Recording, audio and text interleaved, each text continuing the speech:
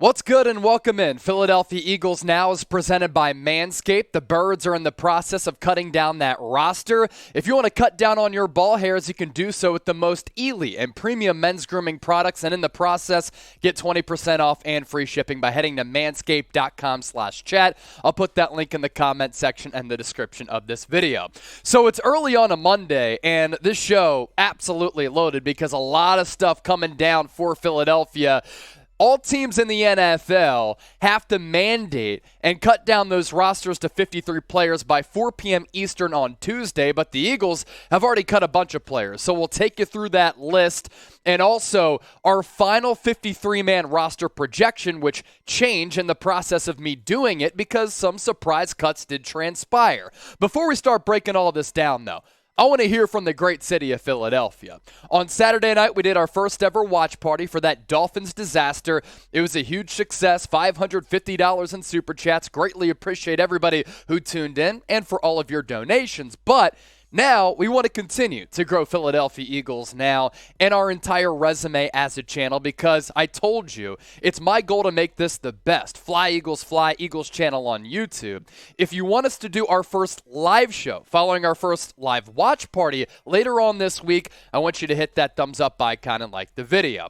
To those Eagles roster moves, Howie Roseman busy this morning. Eagles have cut Cameron Tom, the offensive lineman, with Jason Kelce and Cam Jurgens. You didn't need Tom as another backup center. They also let go the former Dookie cornerback Josh Blackwell. And then this is where things start to get a little bit interesting. Jaquiski Tartt, that safety acquisition who last year played for the San Francisco 49ers, one of the best defenses in the NFL. And I thought that Tartt had one of his best years last year of his NFL career. He's been let go, so he's not going to make this 53-man roster. Nor is Jason Huntley, who had that 67-yard touchdown against Miami, the lone bright spot for Philadelphia in that preseason debacle, as the effort in that game certainly concerned me a little bit from those backups. But the Eagles are planning to waive him ahead of 53-man roster cutdown day. I believe Howie Roseman's doing this so that he can latch on with another team. And also, so long, Carson Strong. I had a feeling that the Eagles obviously weren't going to have him on this 53-man roster. I don't think they'll have him on the practice squad either because when he got in the game, in garbage time in the preseason, they didn't even allow him to throw the football. They did give him $320,000 in guaranteed money. Wash that away. It is a fraction of the price on an NFL salary cap and what an NFL team has to spend. But some expectations were high for Carson Strong, who 2 years ago was getting first-round buzz and the knee problems, character issues. We'll see at Carson Strong. Quick thoughts on Jaquiski Tartt before we get to this roster projection, though. Somewhat of a surprising cut just because the Eagles are really thin at safety. Anthony Harris, Marcus Epps, I think they're going to be your top two starting safeties, but maybe another roster move is coming. A trade for Chuck Clark, which I would really like. An external move for somebody else who gets let go by one of the other 31 teams out there. Certainly keep an eye out for that, and this is why you subscribe to the channel. Breaking news coming across the wire. Multiple junctures throughout this morning. Got my boy producer Trace ready. It's the Trace and Chase show, and we're cooking you up with the best Eagles coverage that's very fast, informative, and entertaining. Make sure you subscribe because when they do make more cuts tomorrow, we'll of course push out another video. To our roster projection now.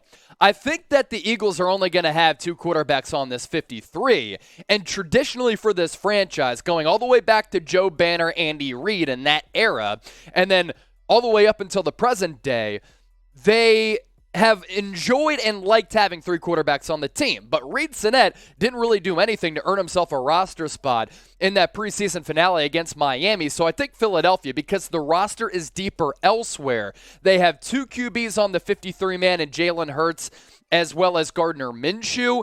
And maybe they bring back Sinnett on the practice squad to open up a roster spot for another player at a greater position of need because Reid Sinnett, he was bad against the Dolphins. I don't think he's going to make this 53-man roster. To running backs now. Traditionally also, and a lot of teams across the NFL like to have 4 running backs. I'm going 3 with my final roster projection here. Miles Sanders, Kenneth Gainwell, and Boston Scott. Now, I do think that another move could transpire in the future for the Eagles to bring more of a physical running back in. We talked about Jordan Howard over the weekend. Of course, he had those neck concerns last year. Alexander Mattison, another name that's being floated out there, both from the Minnesota side and the Philadelphia side, still on his rookie contract, so he's a lot less expensive as compared to a guy like Kareem Hunt, and it gives you that physical type of back in that running back room for Philadelphia, which they kind of lack that prototype right now. To the wide receiver position. This is the deepest that this wide receiving unit has been for Philadelphia in quite some time. A.J. Brown, Devontae Smith, Quez Watkins, and Zach Pascal are shoo-ins. And then I think that Jalen Reagor also makes the squad. Now, Reagor has, of course, disappointed since being a first-round pick out of TCU. A lot of people were talking about him maybe being on the roster bubble. Cutting him outright is unrealistic for me because you know that Howie Roseman wants to get something back for Reagor, former first-round pick, maybe another team out there wants to take a swing at him, and you can get a mid to late round pick back for Reagor. I don't think he's going to get cut, and the fact that he got pulled early in that Dolphins game does show me that the Eagles do value him as one of the final wide receivers to make this team.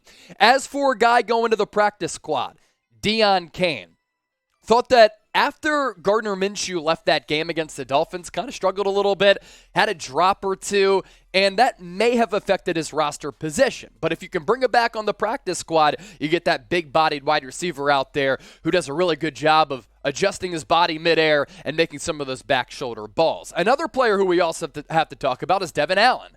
The speedster out of Oregon is one of the fastest men in the world. Could he make this team, or is he going to come back to the practice squad? Because, look, he hasn't played football in 6 years. He's a little bit raw. A nice little note for him against the Dolphins on Saturday, though, he played gunner on special teams. And if he can impact games on special teams as a returner, sometimes as a wide receiver and a weapon, maybe he can make this 53. Who would you keep among these three, though, if you're in the shoes of Howie Roseman? Going to put you to the test here. Put your general manager hats on. JR for Jalen Reagor, DC for Deon Cain, DA for Devin Allen. Let me know right now in the comment section. Now, obviously, the purpose of this video, Philadelphia Eagles cutting down that roster, and tomorrow, further cuts to get down to 53. If you want to trim down your ball hair down below the belt so that you can be looking hot and good for your significant other, do so with Manscaped. It's just the most ideal choice that you can make. And the performance package, absolutely awesome. You get the Lawnmower 4.0. You get the nose hair trimmer because you don't want to have a forest up in your nostrils. The Crop Preserver ball deodorant and the most comfortable boxer briefs that you'll ever wear. I wear these all the time. Not just playing, not just saying that. Manscaped.com/chat. Plug in that link, promo code chat for 20% off and free shipping. To tight ends now. 3, Dallas Goedert, Jack Stoll, Grant Calcaterra. Now, some buzz out there that with the Bills letting go of O.J. Howard, that maybe Philadelphia could look to O.J. Howard to bring him in. But you drafted Grant Calcaterra. Jack Stoll is a solid backup tight end, and I think Dallas Goedert, who last year was phenomenal, is due for a breakout season. To the trenches now. Philadelphia really deep along this position group, and some easy decisions to make here. Nothing really surprising. Jordan Mailata, Isaac Seumalo, Jason Kelsey, Landon Dickerson, and Lane Johnson. Those are your starters from left tackle all the way to right tackle across the board. If they hold on to Andre Dillard, he's going to make this team. Could a team like the Pittsburgh Steelers, a team that also needs offensive line help out there like the Baltimore Ravens come calling?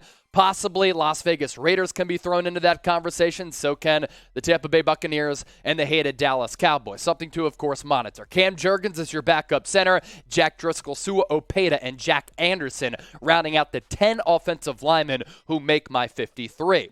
Given the level of talent along this offensive line, with the starting unit and the quality backups, what's your confidence level in this unit going into 2022? Once again, fielding your responses down below in the comment section, 1 to 100.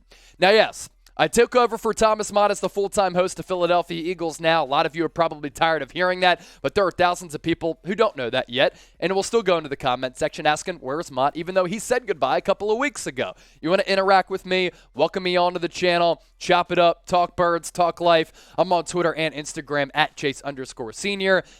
Handle is the same on both social media platforms. I also really like how this defensive line is shaping up. The acquisition of Hassan Reddick I thought was one of the best value deals in free agency. Fletcher Cox can still play. Is he going to be a little bit better, and can he put up bigger numbers now that the defensive line is a little bit more talented and deeper around him? Hopefully, could be his last year in Philadelphia as one of this franchise's all-time greats. Brandon Graham coming off the popped Achilles, looked good in limited preseason action. Javon Hargrave, one of the best defensive tackles in the NFL, coming off a monster season. And then Josh Sweat, really athletic, coming off the edge. And then you look at some of the other guys. Derek Barnett, I thought that was another good value deal. Sack numbers haven't been there, but pressures and physicality have. Just needs to tone down the penalties a little bit. Milton Williams, good backup defensive tackle. Jordan Davis, he's just a massive human being. Can't wait to see him play this year. Hopefully he gets some significant action. And then Marlon Tuipulotu and Taron Jackson also making this team. Once again, 10 offensive linemen, 10 defensive linemen, because Howie Roseman does prioritize those position groups, and this is an organization that builds in the trenches. Take a guess, though. You look at some of the defensive linemen here, and Hassan Reddick, a little bit of a linebacking edge combo. You kind of just want to allow him to pin his ears back and get after the passer. Is it him who has the most sacks this year? Is it a guy like Josh Sweat or somebody else on this team? Give me a name down below in the comment section. Your best guesses right now. Linebackers. Howie Roseman. Thank you for finally investing in the linebacker position. It's been so long, and seemingly this organization, this franchise, hasn't had a quality linebacker since the Axeman Jeremiah Trotter. It's been a long time. It's been too long. The fact that Alex Singleton was this team's leading tackler a couple years ago was an absolute joke, but they finally prioritized that spot. Kaiser White, such an underrated acquisition, led the Chargers in tackles last year. TJ Edwards is a quality player. Still waiting for Deon Taylor to break through. The athleticism is there, but against the Browns, against the Dolphins, thought he missed a couple of tackles and missed a couple of plays. Can't wait to see Nakobe Dean. He's low on the depth chart right now. He could certainly soar up it. 3 more linebackers here who could crack this roster, and I think they will. Sean Bradley, Patrick Johnson, Kyron Johnson. So the latter Johnson, I thought he flashed in that preseason finale against Miami. Patrick Johnson had that sack. I think both of them make this roster because both of them have impressed throughout training camp as well as the preseason. To cornerbacks now. This is another position group I'm a little bit worried about because after Darius Slay, James Bradbury, and Avonte Maddox, there's a little bit of a drop-off here. Good job by Josh Jobe for how he performed as a UDFA coming out of Alabama. Still waiting for Zech McPherson to really put it all together. We've seen flashes of that. Then Tay Gowan. He makes this roster for me as the last cornerback, but of course the Eagles could look to go elsewhere, bring in another guy if there is a player who's cut by a different team that the Eagles feel as though might be better than a Gowan or a Josh Jobe. Safety position. One of the other big question marks on this team. There aren't many of them. Cornerback, safety, 2 of the biggest question marks for Philadelphia going into 2022. Marcus Epps, Anthony Harris, Andre Chachere, and Kayvon Wallace. They're making this team. I had Jaquiski Tartt making it just because Philly is so thin at that safety spot. I think they might have something cooking after roster cut down day to maybe make a trade. My vote, Chuck Clark or the Baltimore Ravens. To the specialists. This is very, very easy. Jake Elliott coming off that Pro Bowl season last year. Aaron Siposs. Honestly, the Broncos cut their punter, who was really good last year. The Eagles could look to upgrade there because Siposs hasn't really played all that well as the punter. And then Rick Lovato is your long snapper. So that does it for our straight-up juicy and loaded show on Philadelphia Eagles. Now, anything happens, you can count on us for more coverage. But before we get on out of here, want to hear from you once more down in the comment section. 32 teams in the NFL. Where do you think the Eagles roster ranks among all teams in the NFL? Let me know. And if you made it this far, of course, Real One Roll Call.